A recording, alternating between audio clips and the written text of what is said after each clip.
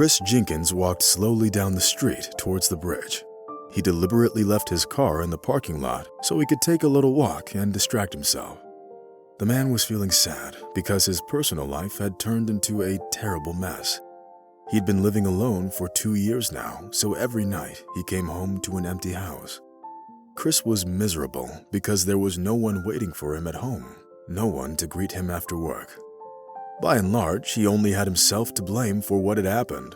In an effort to become a successful businessman, the man walked all over everyone in his life. Unfortunately, money and power aren't always the key to a happy family life, and they certainly weren't in the case of Chris Jenkins. 2 years ago, he broke up with his girlfriend, Emma, with whom he'd been in a relationship with for several months. The young businessman didn't understand what exactly had caused their breakup. It could have been his never-ending workload or the youthful, baseless jealousy on his part. Whatever it was, the fact remained. After a series of fights, Emma packed up her things and went back to her hometown in northern Maine.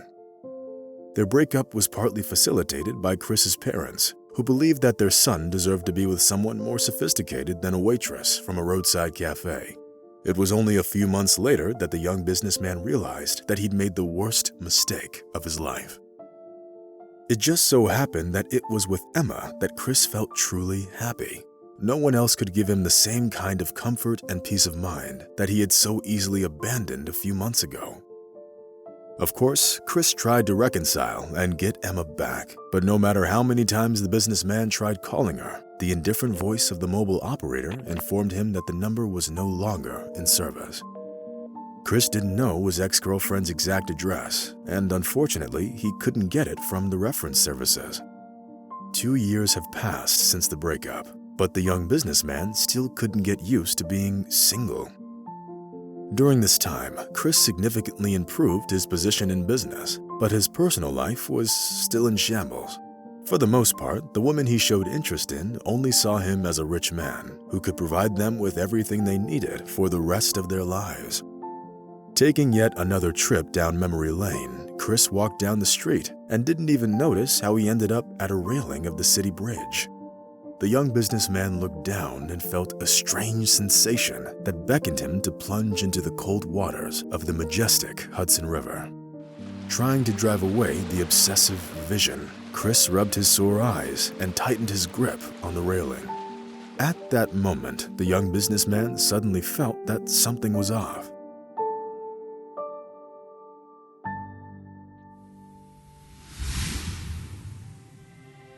Looking to his left, Chris was very surprised to see a young woman with a 1-year-old baby in her arms.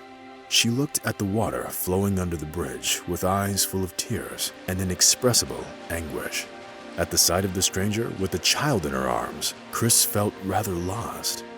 On the one hand, he wanted to approach her and start a conversation, but on the other hand, he was afraid to seem too intrusive or insensitive.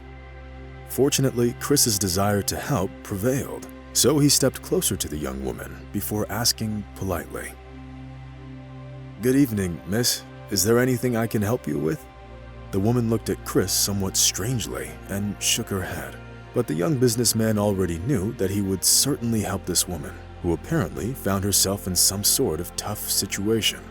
Chris came even closer and carefully, taking the stranger by the hand, hurried to take her away from such a dangerous place. The woman didn't resist and obediently followed her new acquaintance with a sad look on her face. Chris didn't know what she was looking for in the depths of the river and what she was going to do next, but he wasn't going to wait for the irreparable to happen either, and therefore he decided to take the initiative into his own hands.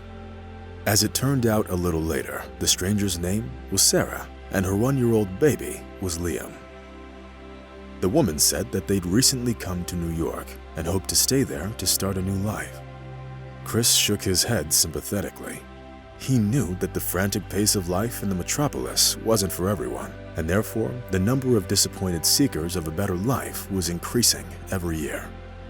My Emma was the same, naive, small-town woman. I wonder where she is now, Chris thought to himself.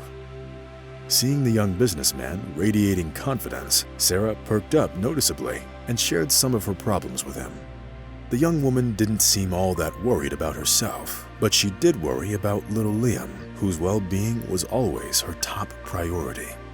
Sarah's most pressing problems was the fact that she couldn't afford to buy baby food or diapers. As soon as he heard it, Chris took the young woman to the nearest supermarket so that she could buy everything she needed. "Don't worry, I'll take care of Liam in the meantime. Or I could go inside with you if you'd like," the businessman added, catching the woman's worried look.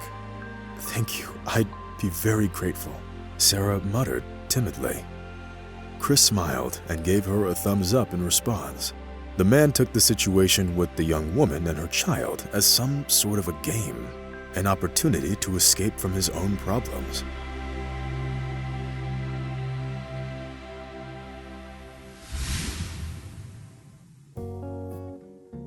Being well off, Chris didn't feel the need to limit Sarah and told her to choose everything that she and her little son needed. The businessman picked up Liam and followed the woman, helping her pick out whatever she wanted. Sarah's happy eyes clearly showed that she hadn't been able to afford to buy so much stuff in a very long time. At some point, Chris caught himself thinking that he was actually enjoying himself, helping the woman who found herself in a difficult situation.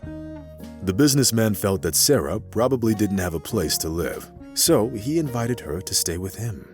"Wouldn't it be an inconvenience for you? You're probably," the young mother began.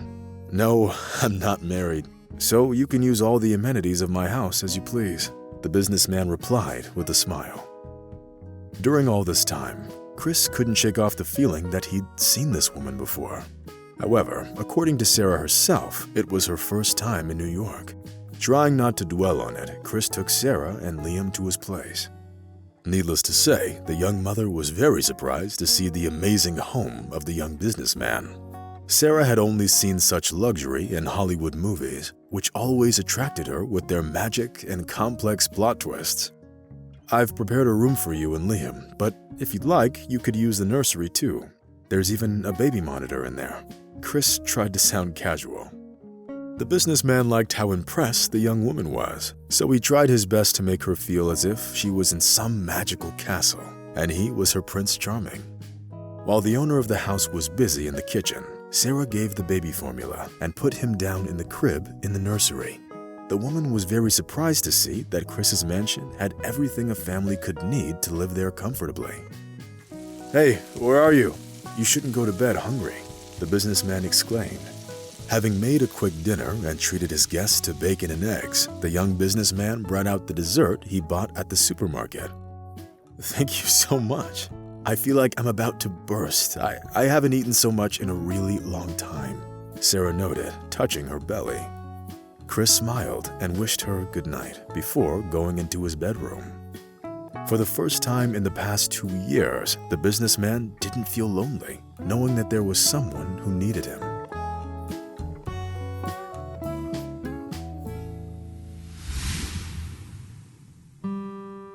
The next morning, Chris got up earlier than usual and made toast for breakfast, which he served with warm milk and honey. Stretching sweetly, Sarah got out of bed and went over to the mirror that was hanging on the wall. It was already dark when she went to bed last night, and she didn't want to turn on the lights, so she didn't get a chance to appreciate her room. In addition to being beautifully furnished, the room had paintings by little-known artists because Chris liked their works the best. Sarah was virtually speechless, admiring all the beautiful paintings in the gilded frames. Suddenly, the woman's gaze stopped at one of the paintings, which was adorned in a black frame. It depicted a young woman holding a bouquet of roses and smiling.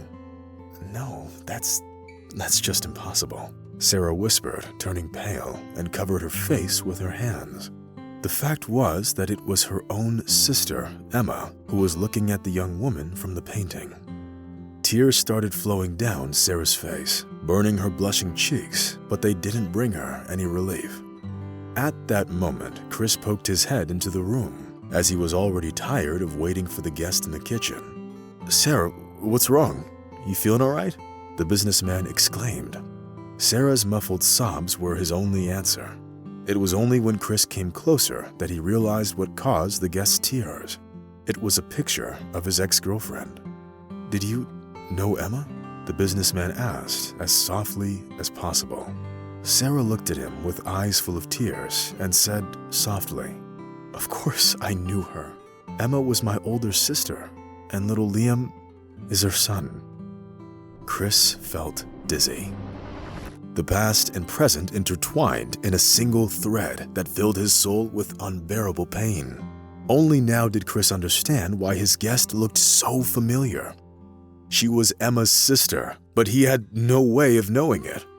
The most shocking news, however, was still ahead of Chris. It turned out that Emma had died a year ago during labor.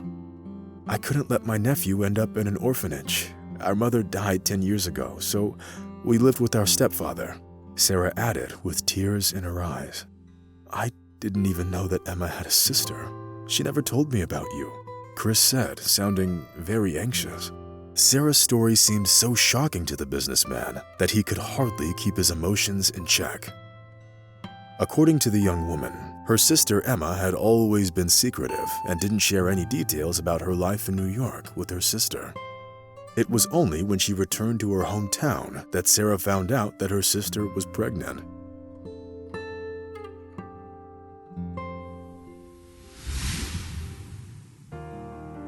Her boyfriend broke up with her. Emma was very upset about it, and then she gave birth to a beautiful baby boy, but then she died of internal bleeding, Sarah muttered through the tears. Having heard what had happened to his beloved, Chris felt terrible. After all, he was the very boyfriend Sarah was talking about. Because of his own stupidity, he broke up with the woman he loved, virtually choosing his parents over her. Chris stepped closer and, having overcome his inner timidity, knelt before Sarah. The woman couldn't understand what was happening at first. She was so shocked that she even stopped crying. Meanwhile, Chris kept talking and talking, telling her everything that had happened. Words poured out of the businessman, and there seemed to be no stopping him.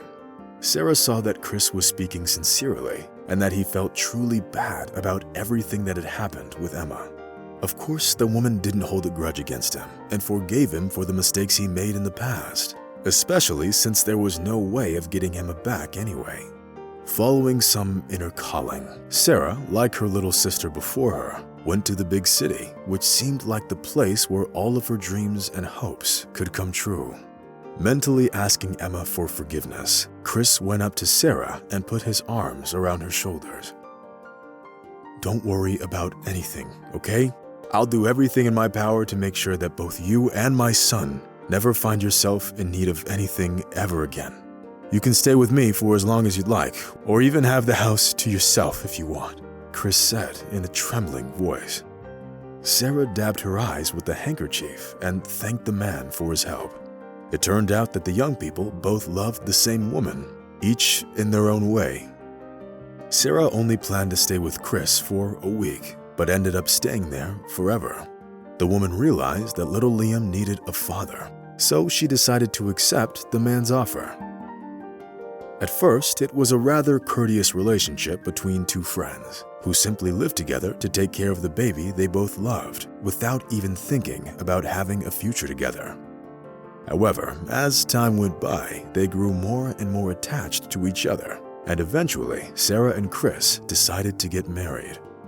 As is customary, the newlyweds exchanged rings and vows, which became a strong foundation for their long and happy life together. Taking his wife's hand, Chris looked at the sky and mentally thanked the Lord for letting him know what true family happiness was.